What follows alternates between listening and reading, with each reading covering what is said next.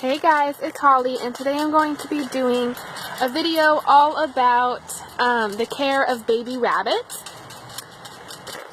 specifically newborn to 5 weeks old, because I have done a video before on weaning, and nothing really changes very much from 6 weeks to weaning. You don't really need to do anything specific besides what you've already been doing with the babies. So, yeah, let's get right into this. This is going to be part 3, and I think the second to last part of my Breeding Rabbits 101 series. I hope you guys enjoy, and let's get started. So I currently don't have any newborn rabbits, but as you can see, I have tons of little 3-week-olds. So I'm just going to be showing you guys the cute babies playing around, and then I'm just going to be mostly talking. So for newborns, as soon as the babies are born, I do have a video already about the care of your pregnant doe. And on day 27 to 28, you'll give her the nest box. And then when she has her babies on day 30 to 31, sometimes even past that, you are going to want to check on all the babies, take out all the dead ones if there are any, and all that kind of stuff. And then throughout the days until they're about 1 week old, you're going to want to check the babies every day, hold them, make sure that they have full tummies, and you can just tell their tummy is full if it just looks a little pudgy. And sometimes the tummies won't look full, but as long as the baby is growing consistently, getting bigger, growing fur, and really advancing in their development, then you know they're getting the nourishment that they need. They might not have super full bellies because not all does will produce a ton of milk. Some will just produce enough for the baby's survival, and that's really all they need. They don't need to have super full, bulging bellies and be really fat. But as long as they're growing and developing consistently at the rate that they should be, you know they're getting the milk that they need. And then the second important thing, when the babies are about 1 week to 12 days old, their eyes will start to open. Typically no earlier than 10 days.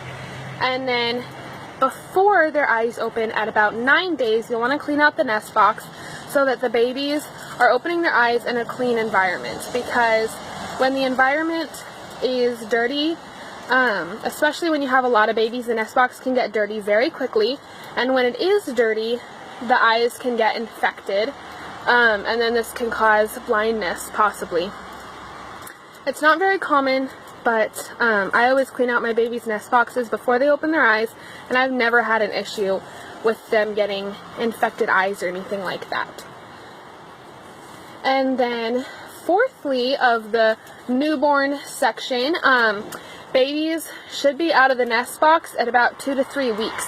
If your babies are getting out sooner than that, before their eyes are open, you'll want to put them back in and make sure that they stay in. And you can do this by having a nest box that has a lid right here. This helps them stay in, and then a high front. So this one is sideways, obviously, but if you can imagine it being with the back on the wire, then you can see.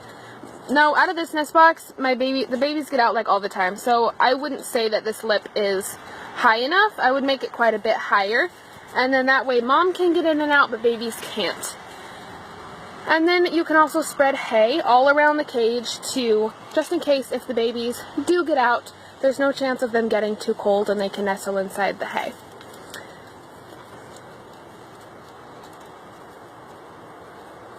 And then by the time the babies are 3 to 4 weeks, sometimes about 2.5 weeks, they'll start eating pellets and drinking water.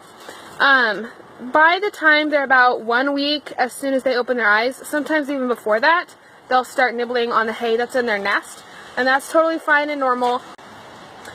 And then from 3 weeks and on, the babies should be out of the nest box. Like these guys are only 3 weeks and 3 days, I think, and they've been out of the nest box for quite a while. They rarely use it. They just like to go on top. They rarely go in the side.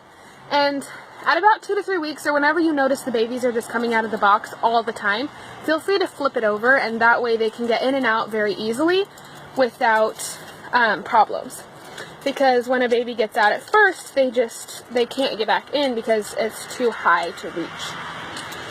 And so this way they can get in and out very easily. And I also have a video on how to flip the nest box over, or how I do it, and I'll leave that in the description box below if you guys want to check that out. And then by the time they're 3 weeks and above, they're going to be eating pellets and drinking hay.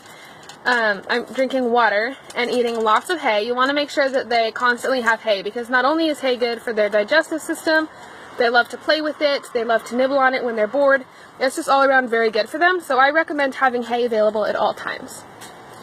And then the babies are going to start nursing less from mom, and this is normal. If you never see the mom nurse the babies, that's totally fine. That's normal. I rarely see my moms nurse their babies because they usually do it at night. And then I recommend, like, even from day 1 to handle the babies every single day, so that by the time they are jumping out of the nest box, like the age of these guys, they're very used to being handled and pet and played with. So I always recommend that, and then especially when they get to be this age, you can really start having a lot of fun with them and hold them for longer periods of time. You don't have to worry about them getting chilled. 3 weeks old is literally my favorite stage ever. They're just the cutest little things. I love this age so much. And I bet you guys will have a lot of fun with them too. And so by the time the babies are 6 weeks, they're going to be mostly weaned, so they're really not going to be drinking milk that much anymore. But I still recommend to keep them with mom until they're 8 weeks, because they do need to stay with their mom. They are still nursing a little bit, and they do still need her milk really as long as possible. But then I also wouldn't keep the babies in with the mom longer than 9 weeks, because she does need a break. It's really hard on the mom's body to nurse babies, especially if there's a lot, like 3 or more. So yeah, 8 to 9 weeks, I wean the babies, and then I'm going to talk a little bit about feeding. So feeding is kind of hard to talk about because it really depends on the size of the breed, the size of the litter, and then the age that the babies are. So when your doe is pregnant, I recommend not feeding her anymore unless they're a bigger breed and she's pregnant with a very large litter and you can tell that she needs more food.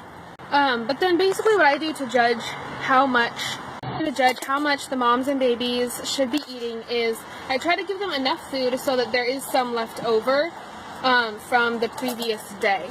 Because I want them to have, when a mom is nursing, especially a larger litter, and when the babies are 3 weeks old and start coming out of the box, they do need full access to pellets, because since she is going to be not nursing as much, they do need to have more access to the pellets, and then she also is still nursing them, so her body is going to be working so hard, and she's going to need a lot more pellets as well because of nursing them and taking care of them, all that kind of stuff.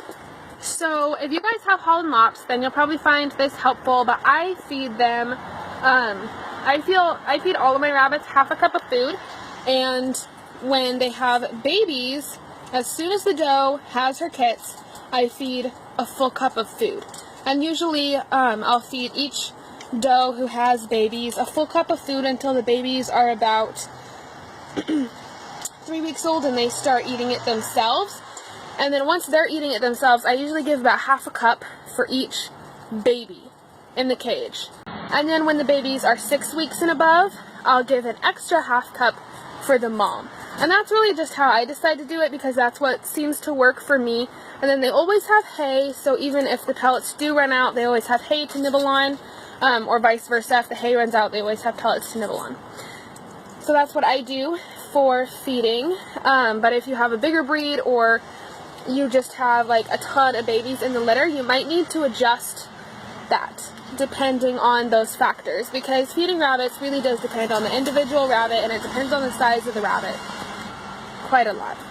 So I hope you guys enjoyed the video and learned a little something new. If you have any more comments, then I can do a Q&A and include those questions in the Q&A. I did a good job explaining everything. I feel like I was a little rambly and talked a little fast, so if you guys have any questions, just let me know. And I'll see you guys tomorrow. Where's her little chestnut baby? There he is. He's hiding. I'll see you guys tomorrow for my next video. I'm going to be posting a video every day of the week of Thanksgiving, except for Thanksgiving Day. So you can expect 6 videos this week. I'm really excited about that, and I hope you guys are too, and I'll see you then.